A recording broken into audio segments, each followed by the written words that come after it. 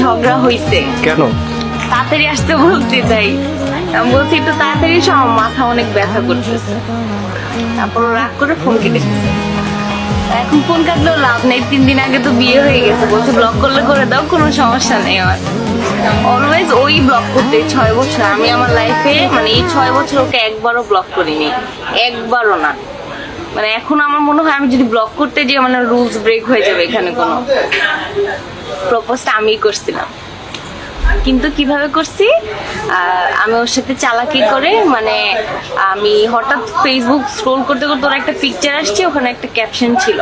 তো ক্যাপশনটা মানে একটু লাভ টাইপের সামথিং ছিল, যে ও কি কখনো ওর রিয়েল লাভ পাবে কিনা। তো ওখানে কমেন্টসে ফাইজলামি করতে করতে আমাকে নক দিছি।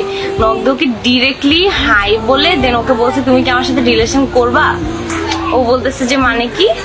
এরপর হচ্ছে আমি ওকে বলছি কল দিতে, পর আমাকে কল দিছে। কল দেওয়ার পর আমি বলছি, তুমি যদি এখন আমার সাথে রিলেশন না করো আমি হাত কেটে ফেলবো। হাত কেটে পরে হচ্ছে আমি মানে তোমার জন্য পরে কিন্তু তুমি অনেক ইয়া করবে। ও তো বোকা হয়ে গেছে, আল্লাহ মেয়ে ফোন দিয়ে এগুলো কি বলে। তো এখন আমি বলছি যে না, তো ওকে বলছি তুমি আমার রিলেশনশিপ মানে প্রপোজাল অ্যাকসেপ্ট করবে না, তাহলে কিন্তু আমি এক্ষুনি ফোন কেটে আমি হাত কাটবো। তো আমি ফোনটা আসলেই কেটে দিছি।